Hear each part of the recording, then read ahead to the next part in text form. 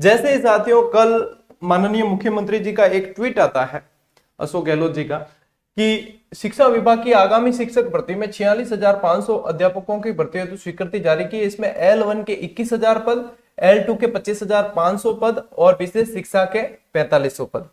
अब देखो मेरी बात एक तो पूरी सुनना, क्योंकि हर चीज के दो पहलू होते हैं, दो पक्ष होते हैं।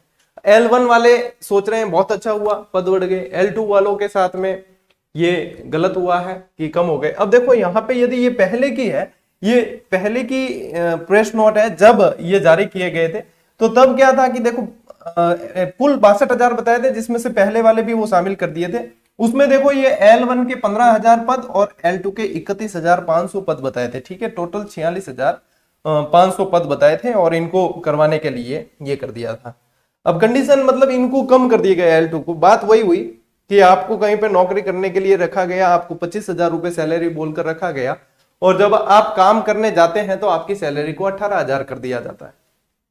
भाई यही चीज यदि इलेक्शन में लागू कर दी जाए कि 200 सीट के लिए आपने विधानसभा की 200 सीट के लिए जी जान लगा के तैयारी कर दी, और जब इलेक्शन संपन्न करवाने के दिन आए कि अब इलेक्शन है, उस दिन कहते कि नहीं 120 सीटों पर ही होंगे इलेक्शन, तब क्या क्या गुजरेगी। वही कंडीशन जो है ये L2 के अभ्यर्थियों पे गुजर रही है।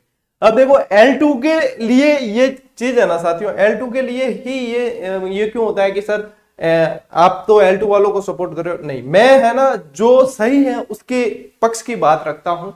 चाहे पेपर लीक के समय हो तब भी मैंने पक्ष रखा था, चाहे ओबीसी आरक्षण के संबंधित बात हो तब भी मैंने पक्ष रखा था। यानी विद्यार्थी हित और जहां पे विद्यार्थियों के लिए बोलना है वहां मैं बोलता हूं।